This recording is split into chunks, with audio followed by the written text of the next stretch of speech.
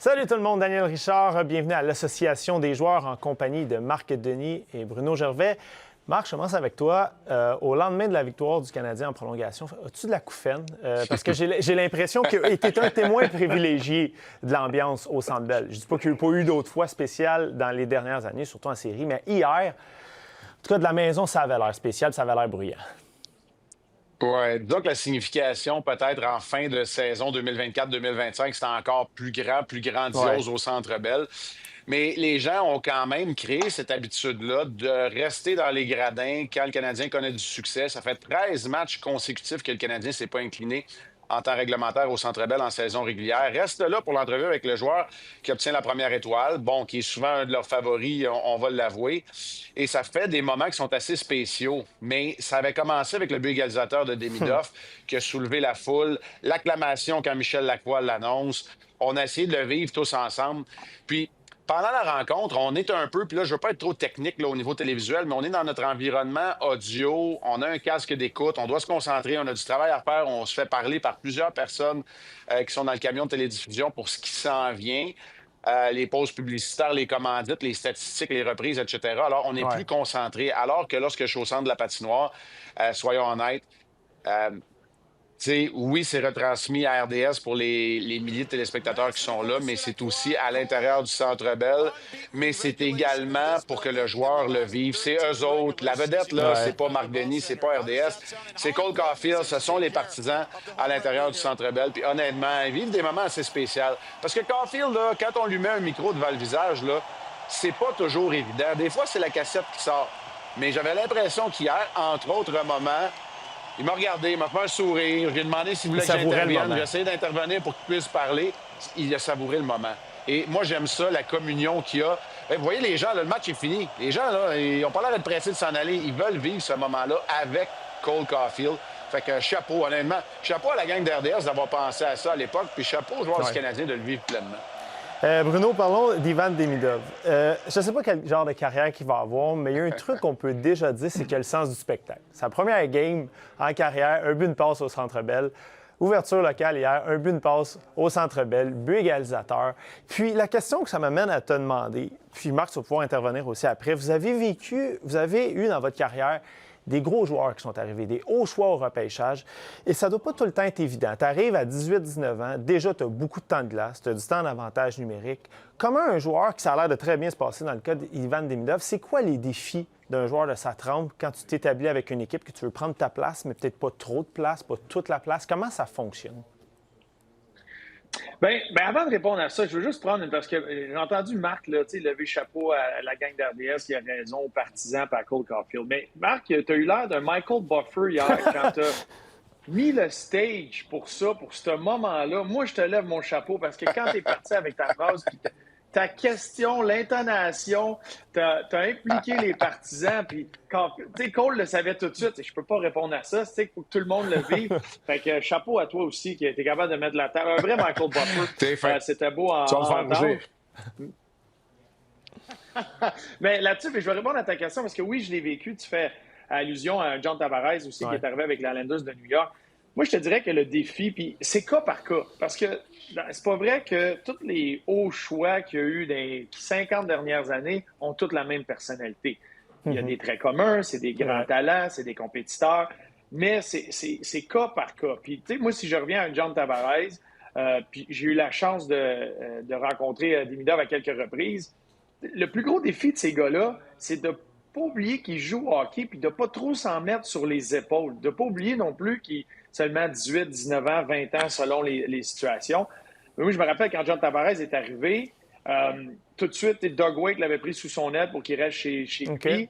Puis tu voyais dans sa préparation, dans son approche pour chaque match, dans le sérieux qu'il mettait, tu avais l'impression que chaque match était un match numéro 7.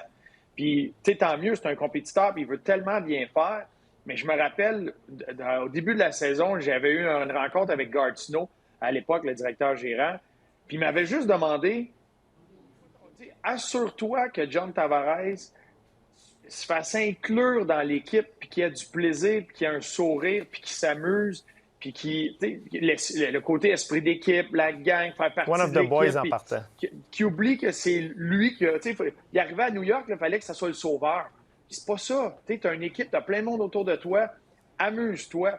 Puis il avait utilisé des termes que je ne pourrais pas répéter ici, mais en voulant dire, il faut qu'il relâche, il faut qu'il s'amuse, il faut qu'il sourie, il faut qu'il joue au hockey. Fait que c'était un peu ça le rôle. Puis je te dirais que c'est ça pour les jeunes. Tu arrives, tu as tellement eu de succès rapidement, tu arrives ici à Montréal, surtout dans un marché comme ça. Le monde voit ça grand, réagisse fort. Fait on dirait que tu ne veux pas les décevoir, tu veux tout le temps remplir ça.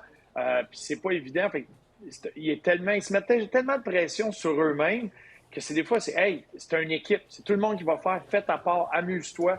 Puis c'est pas vrai que ça va marcher à un à tous les soirs. Puis c'est pas grave, tu continues à pousser et à avancer. Les gars, je veux parler du contrat de Lane Hutson, mais juste avant, je veux revenir sur l'ouverture locale. Quand tu as 18, 19 ans, 20 ans, quand c'est les premières années que tu fais l'équipe, j'ai pas de misère à croire que c'est un moment très spécial. Tu as les fourmis, tu as probablement pas une grosse sieste l'après-midi. Quand tu arrives à 28, 29 ans, 30 ans, 31 ans, puis que c'est ta 8e, 9e ouverture locale, est-ce que le feeling reste le même et est-ce que tu te donnes le droit de le vivre puis de savourer, sachant qu'une carrière est éphémère, puis que tu es concentré puis que tu veux gagner le match? Malgré tout ça, est-ce que tu te donnes le droit de savourer ces moments-là? Marc, peut-être en premier? Oui. Le problème, là, c'est quand tu es assis sur le tabouret que je suis assis ou dans la chaise au bureau à Bruno, c'est là qu'on réalise que c'est éphémère parce qu'on pense que ça va durer longtemps. Tu sais, je le répète souvent, ma première saison, on perd au match numéro 7 de la demi-finale de la Coupe Stanley, puis moi, je me disais, c'est pas grave, j'ai toute ma carrière pour y retourner. Je suis jamais passé aussi proche. Puis, tu sais, le match d'ouverture, c'est sûr que comme gardien, là, on est des bébites à part un peu, puis on a notre routine, puis on veut pas y déroger trop, mais il ne faut jamais perdre la capacité de s'émerveiller. Il ne faut pas que tu sois blasé dans un match d'ouverture. Puis au Centre Bell, c'est comme si cet amphithéâtre-là t'empêchait justement d'être blasé. Puis, tu sais, pour revenir un peu, là, pour boucler la boucle là-dessus, oui, un match d'ouverture, mais des choix repêchage, j'ai peut-être un petit peu plus d'expérience maintenant dans 2 carrières, celle de joueur puis d'analyste que Bruno, mais des Galchenyuk, des Kotkaniemi, des Gilbert Brûlé, des Nicolas Jerdef, vous irez regarder là, sur Elite Prospect. Il y en a beaucoup pour des Rick Nash, puis des Juraj Slavkovski, puis des Demidov que ça fonctionne. Donc, tu sais, il faut faire attention. C'est pas une science qui est exacte, mais absolument. Le match d'ouverture, surtout dans un environnement comme celui du Centre Bell, doit toujours demeurer spécial parce que, je vous le promets, ça dure pas très longtemps. Bruno, c'est la même chose pour toi? Oui, c'est sûr que c'est spécial. Puis il y a bien des choses rattachées à ça. Ce qui est le fun, c'est que chacun des matchs d'ouverture comme ça est différent, une saveur différente. Même si ça fait 20 ans que tu es dans la ligue, chacun a une saveur différente selon les attentes, l'excitation que tu as pour ta saison, ce qui s'est passé dans l'entre-saison. C'est comme tu recommences, tu repars à nouveau, c'est une page blanche, puis là, tu as une saison devant toi, puis tu veux écrire l'histoire, des fois l'ajuster. C'est sûr que ça va être spécial. Puis dans certains marchés, c'est comme le match où il y a beaucoup de gens qui sont là. Il y a des marchés que le match d'ouverture, ça va se remplir. Puis après ça, pendant quelques semaines, ça va être un peu moins de monde à l'amphithéâtre jusqu'à temps que tu joues contre les rivaux ou bien des matchs importants ou un peu plus tard. Il y a différents scénarios. C'est sûr qu'à Montréal, c'est plein pas mal tout le temps. C'est un autre match comme ça.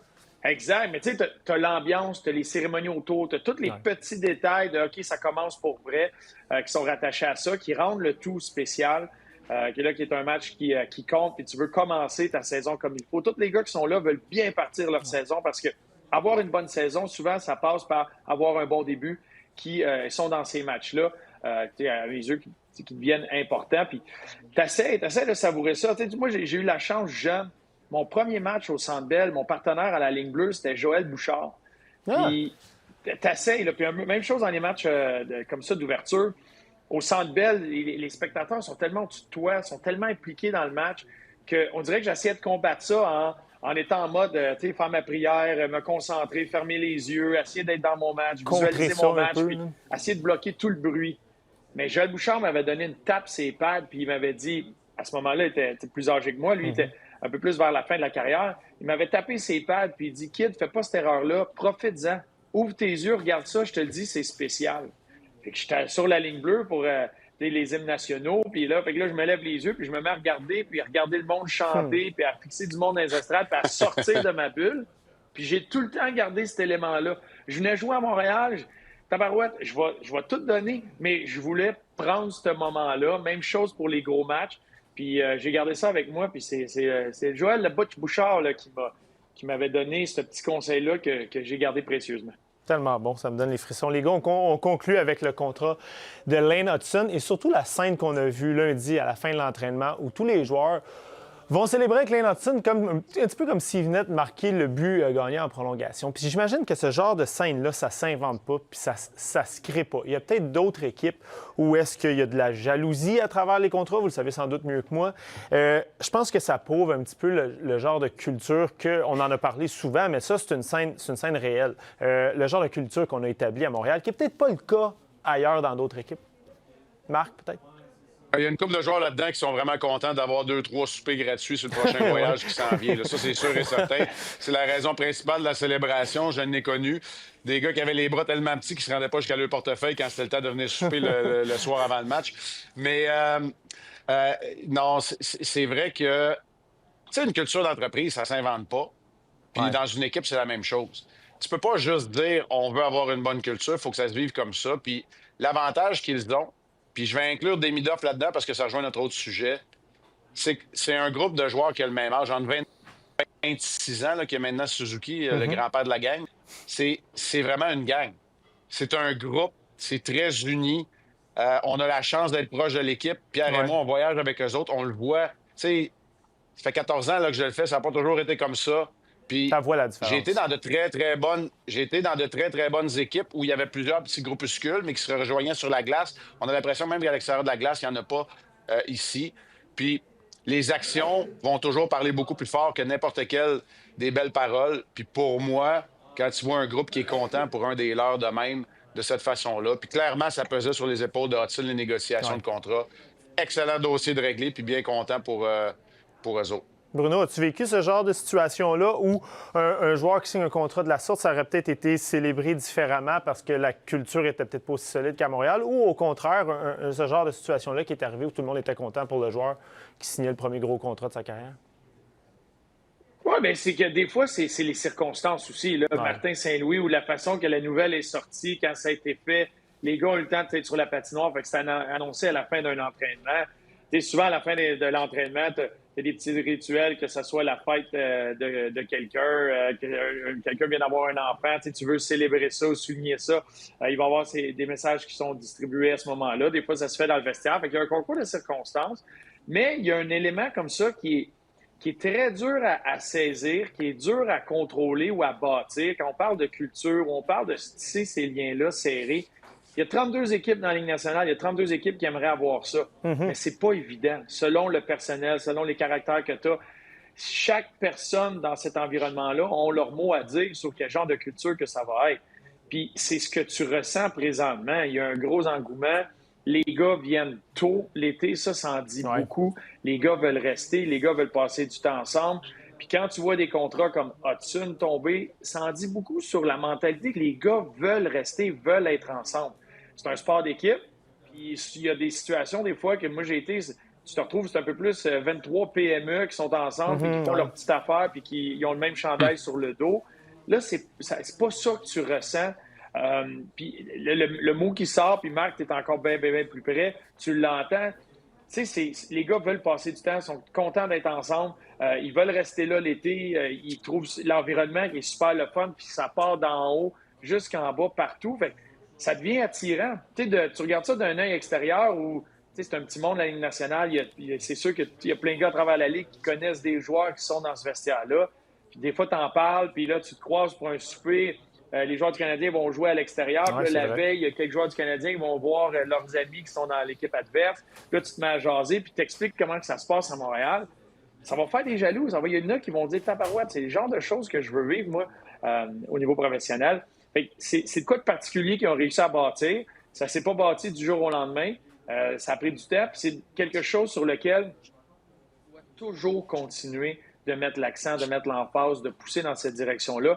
Puis moi, selon moi, tout ça a commencé quand Kent Hughes, Gorton sont arrivés. On entendait même Martin Lapointe en parler, Martin Saint-Louis. Ils parlent souvent de la personnalité et du caractère du joueur avant même de parler de son talent.